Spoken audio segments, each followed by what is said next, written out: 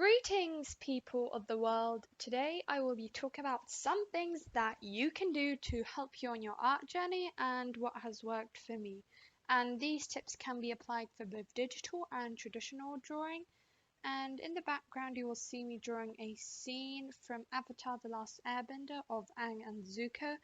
And this was actually my very first digital painting in Krita, so it's not really the best, but I really did try hard, and I do think I somewhat managed to capture the mood of the firebending master's dragon scene, or I don't actually know what to call it. So yeah, I really hope you enjoy it, and then this video will be of some use, and I apologize for the bad sound, so sorry. And just as a side note, I will be referring to drawing the human figure when giving these tips, but these can also be applied to animals, made up creatures, and all that stuff. So yeah, let's get started.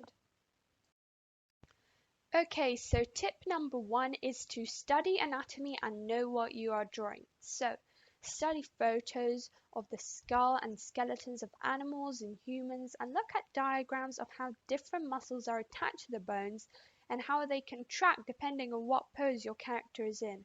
It's also useful to draw an unrealistically muscular arm or a body because you will really get a feel of how the muscles make up the shape of the body.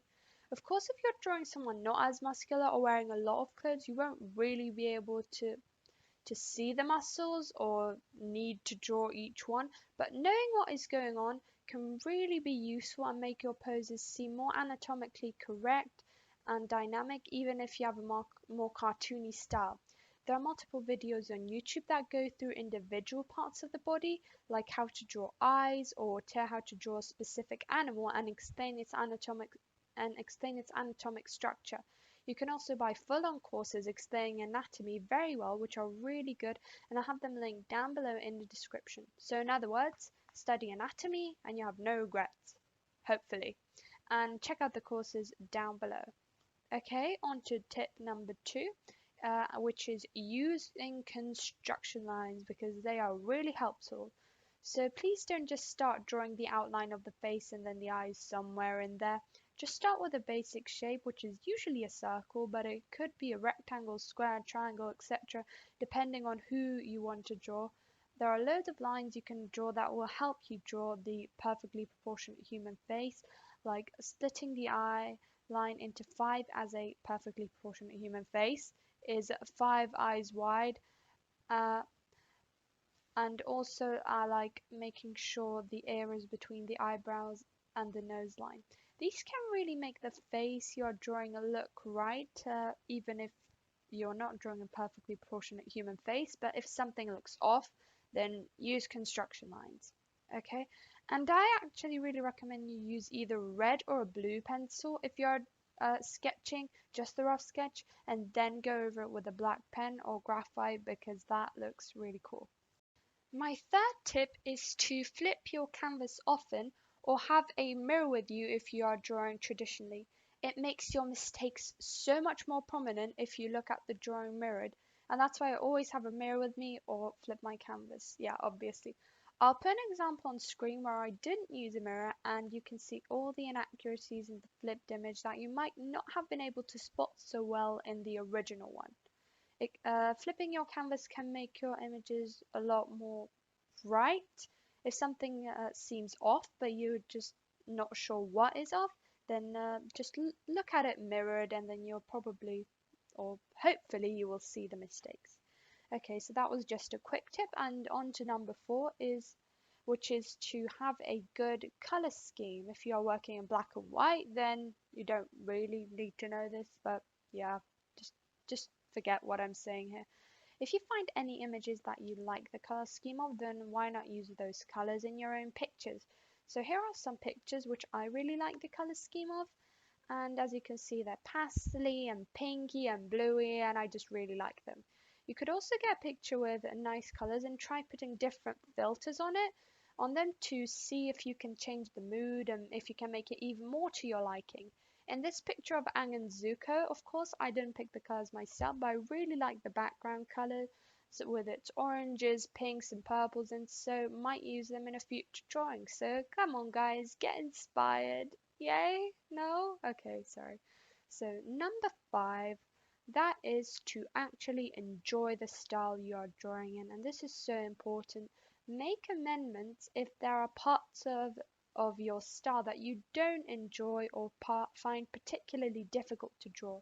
If you're a really patient person, then you might like doing something photorealistic, spending hours and hours coloring in the skin or drawing individually each strand of hair. But if you really don't like that and don't enjoy the process, then why do it?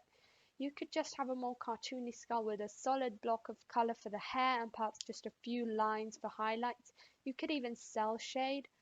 If there's a specific part of the face that you really dislike drawing, then sit down and look at that feature in as many different styles as possible and draw them. It is likely that you will find a way that you do actually enjoy drawing the feature.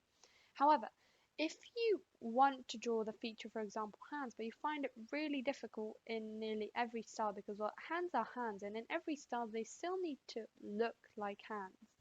So then look at hands from as many different angles and positions as you can and draw them like that.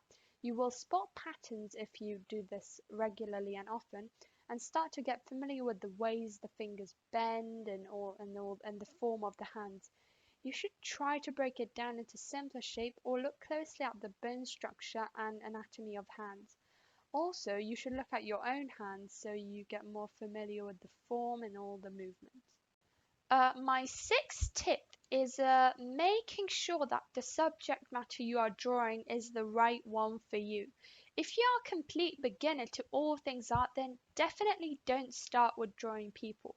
Try drawing plants, fruits, or simpler objects like mugs or cutlery, spoons, etc. And these will really help you get a better sense of 3D form. Then you could try drawing animals, although fur may be a little tricky, but it's still easier than drawing humans. And I would only draw people after once you get a little bit more confident with drawing itself. So you don't have to follow this, but if you do feel unmotivated, then please please go for something easier, and it's not a shame. It will really help you improve, and you can't jump really big steps if you walk up a stair, otherwise you might fall. I've done that, trust me, it's not very fun. So yeah, if and just change things up a bit, which is because I'm pretty sure a lot of us have sketchbooks filled with random faces of girls. Yes, I'm looking at you. Okay, you might not do it, but still. So, that is actually my is it seventh? Yes, it's seventh. It's my seventh tip, and that is to change things up a little bit. For example, if you don't usually draw guys, then why not give it a go? If you always draw on white paper, why not try grey or brown? These can all make things a lot more interesting for you, and if you're getting bored, then these might make you feel less bored. With digital art, you could actually try new software or experiment with different brushes. You could change from cartoony style to more realistic one. Try drawing an animal if you draw people, or come up with new creatures, design characters. It can really improve your outlook on things because you will be a lot more experienced. So experiment with different mediums and all that stuff. So that is the end of the video. To conclude, I really hope you enjoyed the video and that you have an amazing day, an amazing night, an amazing life, and farewell.